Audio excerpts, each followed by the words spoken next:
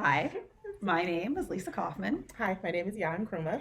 and today we are going to compare and contrast our managerial interviews that we each did Yes. separately. I interviewed my father. Sorry. He is a periodontist, which is a type of dentist. He owns his own practice in downtown DC. It's just him as a dentist, and then there's a couple of hygienists, an office manager. So it's a small team of 5 additional people. And he's been in his own private practice now since the early 80s. Okay. Yes. My manager is Rosemary Heath. She has worked in management for like 8 years. All 8 years have been at USAID, very large organization. Currently, her staff is about 5, but she sits on a management team that manages 50 people. And so while she has her staff that does kind of like logistics and budget and all sorts of things for the office, she is on a team with other managers that manage about 50 to 60 people. So See, I think that's an interesting distinction Yeah. because when I spoke with my father, he said, at least when he was in dental school, he Yeah. didn't get any sort of business training, Yeah. managerial training. Yeah. He's not really doing any professional development that's Yeah. not like technical or medical. Yeah. So I think that's an important distinction. Yeah. Whereas with Rosemary, she, has been a manager for so long at such a large organization that she has to get trained on how to do the budget for so many people, on how to look at, hiring mechanisms and things that are essential to the organization from a holistic viewpoint. And she has to be trained. She has to go to leadership training. She has to understand how to hire people, different people on different teams that require different things that she has no idea about. I think it's a little bit different when you have your own business and you can kind of hire people kind of ad hoc, Craigslist, like you Yes, mentioned, yes. if that's it's easy to you. Whereas at a large organization, especially a government organization, there's so many different ways of how you have to hire people and like requirements that they need to meet, and you need to be Right. up to date. There's on, a like, whole formalized Exactly, process. exactly. And maybe some of that is because at that organization you are hiring more people on a regular basis. Yeah, I mean, my father, he has had employees for years. Yeah. So it's not really something that he even maybe needs to Yeah, formalize. exactly. Although I thought it was interesting when I spoke to him and I was bringing up these topics, he was a little bit intrigued. Yeah. Like should I know about some of these things? Should I? Yes. And I think performance reviews is probably the one thing that really resonated with him because his office, I didn't get into this in the paper, but it's physically, a small space. He doesn't need that much space. Yeah. And so he can give that kind of verbal feedback. He sees Right. people every day. Yeah. But I know for you guys, it's much more formalized. Yeah, so for our office, we have yearly performance reviews where you have to sit down with your manager. There's a document, there are questions that are, that you have to go through, as well as a process where they send out something called a 360 feedback to people that you work with so they can get additional feedback. So it's not just the manager sitting and saying, oh, I think this person is great, or I think this person needs to improve on XYZ, but they're people that they work with, their coworkers get to feed into that feedback and provide even more insight that maybe the manager might not even have access to.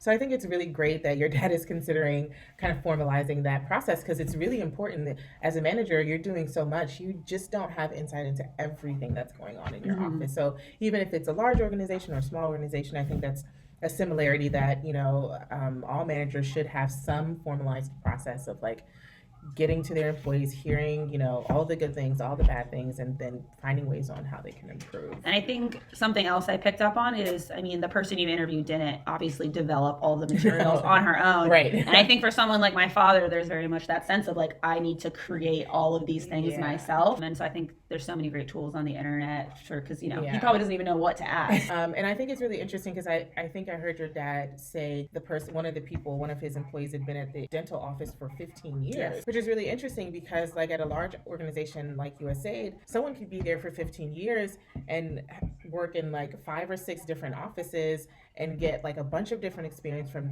different types of jobs that they've done. Whereas with your dad's employees, they've done this one thing or maybe 1 or 2 things for the past 15 years. How do you encourage them to improve? How do you give them new tools? And so he is probably going to have to like go out there into the world of the internet to find like different ways to encourage employees or to give them feedback or to, just to make his life a little easier. And I think that, the two companies also reflect like changes in just how the job market is.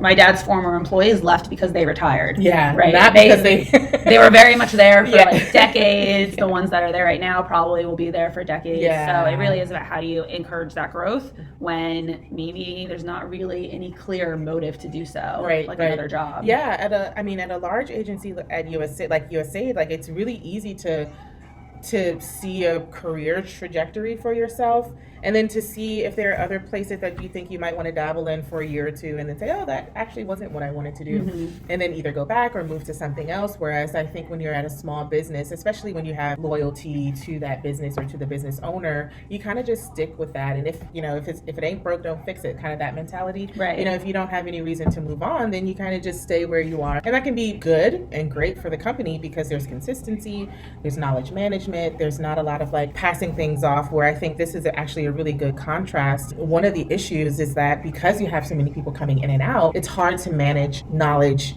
transfer. So like you were doing the job this way, and now a new person's coming on after maybe a year or two, and they're like, well, how are you doing it? And you're like, well, the person who did it before me only did it for 6 months. And so there can be a lot of things that can be lost, like things that could just fall off the radar because there's not a lot of good knowledge management. Whereas if someone's been doing something for 15 years, they can tell you everything, all the tips and tricks, they can give you all the insight. So that's just one of the things that I think is, especially for managers, it's like, okay, I've had this person for 15 years, they know everything, I'm good. Whereas if you have a new person every few years, you have to train them, you have to get them acclimated to the company culture, you have to, it's just a little bit more difficult, I think. And I think too, in the medical field, everyone except for the office manager has some type of certification, license in DC. Yeah. So when you're taking someone new on, it's the same stuff. They're doing the same procedures, working the same equipment. Yeah. So there really isn't even that much training that you need to do, which I guess is an advantage of that kind of field. And just thinking about the different fields and the company cultures, I think at USA the culture is very education based. Like they want people with masters, and they want people who've worked in the development space for a really long time, and people who have traveled, so they have a better understanding of the world that they're working in. Whereas I think maybe in the medical field the culture is a little bit different. Yeah, it's definitely a little more, do you have the training and the skills and the licenses? Yeah. The really key piece outside of the things he needs legally his employees to have is just, can you interact with your clients? Can you make them feel welcome, make them feel comfortable? Yeah. And outside of that, it's definitely not as varied a job. There's only 5 of them, and they go out to dinner once a month and get drinks, and that's kind of all there is to it. At USA, it's a very network driven, like, let's grab coffee. I want to hear about what you're working on. I want to hear what countries you visited. Right. I want to hear about like what's the new thing that's on DevX, which is like a website that people publish, papers and stuff like that, things that are interesting to the industry. And I think that that's really important because people want to get coffee. People want to hear your thoughts on what are we pioneering, like what's innovative. Whereas probably at your dad's office is just like the same.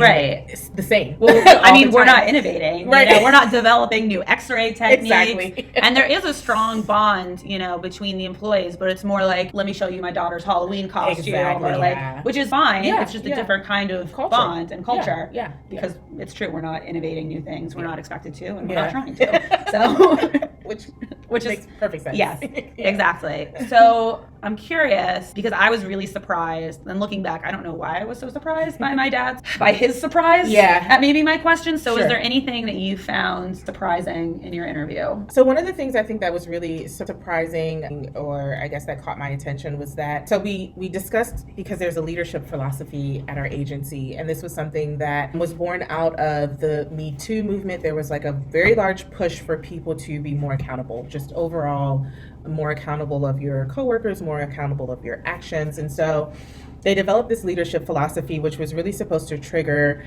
managers to be leaders, and to really take the initiative to lead people and to not only just manage the day-to-day, but to be leaders. But what I found really interesting is that as we were reviewing the leadership philosophy, we came to the conclusion that the managers were not really pushed to be managers or to explore how to be a better manager. There were no management surveys. There were no extremely formalized management training. There's a federal institute for leadership, and it's very, very hard to get into the training. It's very competitive, but there was no kind of like formalized management, I guess, leadership or training for the managers to be better managers. It was like you become a manager and that's it. And you're just expected to do it. And it's like, oh, you have a master's or you have an MBA. And so we expect you to know how to be a manager. Right. Or you've been able to get into this management position, so you must have management experience, right. even if it's for like 6 months. They're like, but you've managed before, right? Okay, cool. Go be a manager. And so I thought that was really interesting because there are a lot of managers who have no idea what they're doing, but they have to be a manager because that's just what the job calls for. So I think that was really interesting. We were both kind of just like, it would be more useful if the agency had more formalized ways training managers and getting them. I mean, they get the feedback, they have the evaluations every year and all of that, but no institutionalized way of training managers to be better. So I thought that was really, we both were kind of surprised. I do find that surprising. By that you would think that, especially for the government, that they would have institutionalized. When so much else is set up and formalized. Exactly. And, exactly. And I think like that's the big takeaway. I mean, my dad was really self-conscious, and the professor or the class, like, I don't want them to think that I'm, that I'm stupid or a bad manager. And I think like, management is about people and just knowing where people's needs are and what a company's needs are. And my dad's business is successful, runs perfectly fine, but there's always that room for improvement. 100%. And by digging and asking those questions and doing a performance review kind of on the company itself, that's the only way we figure out exactly where we can grow. And I think so at the end of our conversation, we kind of talked about the possibility of kind of like reaching out to senior management and saying, hey, we're noticing that there isn't a lot of formalized training for managers. Is there a way that we can kind of like, I don't know, get some type of like formalized management philosophy? So we have a leadership philosophy. Could we build a management philosophy? Are there courses that managers could be taking outside of getting a formalized degree in management or public administration or something like that could really speak to the managers who are currently already working as civil servants and need more experience on being a manager? So that was one point. The second point was that so there's the civil service side of the agency, but there's also the foreign service side of the agency. The foreign service side of the agency is much more structured. They literally groom them from when they enter the agency as a foreign service officer to be a manager, to lead a mission overseas that's maybe it could be anywhere from like 50 people to 1,500 people. And I thought that was really interesting that they had all of this like formalized, like super structured, like very, very, like you have to meet this bar before you go to the next, and everything is very, very tailored. Whereas the civil servants have kind of like a little bit more of like a less formalized process. So I thought that was really interesting too. So maybe trying to mirror the foreign service to the civil servants, and like maybe having some type of like equality in how they like promote people. I think that would be really helpful. So one of the things I really liked about this project is that it felt almost a little hokey in the beginning, like interview, school project. But it sounds like for both of us, by the end of it, we were really talking about how can we apply what we've talked about to make real world improvements in the business. I think it was really interesting because when you talk to a manager, they've been managing for so long, I guess then you forget that you can think outside of the box, and you forget that there are ways to push yourself past kind of what you already know. And when I was sitting down and talking to Rosemary, it just sounded like she was like, wow, I'm really glad that someone's asking me these questions. Right. Because, you sometimes you stop thinking on how to improve on whatever it is that you're doing because you've been doing it for so long. And I feel like that's a key piece of being a leader too, and not just a manager. Yeah, 100%. I think she's a great, and I asked her in the interview, I said, do you think you're a good manager or a good leader? And she said that she thought that she was good at both. And I would agree with her 100% that she's a good manager and a good leader, because I think that there are a lot of things that she has done, just like in our bureau and in our office, that it requires people to want to follow you, people to want to buy into what you have to say. And you have to be a leader to do that. But she's also really good at execution and like the day-to-day and getting things done. So, yeah, I would agree. I mean, my father's a very skilled technician, and I think no matter how good of a manager he might be, if he didn't know how to do his actual job, no one's going to respect him. And I think that key piece of listening to others and really hearing an analysis of their company is also something that makes someone a strong leader. 100%. So well, it was great sitting down with you, absolutely. having a chance this was to. Great. I'm glad we could get together. Me too. See each other face to face instead of like on I agree. camera. I was a little nervous that our interviews were so different. I was like, how are we going to make this work? Yeah. But I think at the end of the day, it's all about that mindset Yeah. and that attitude and where your priorities are. And it sounds like, luckily for Ours both of align. us, they were in the right headspace. Yeah, I know. Yes. High five. High five.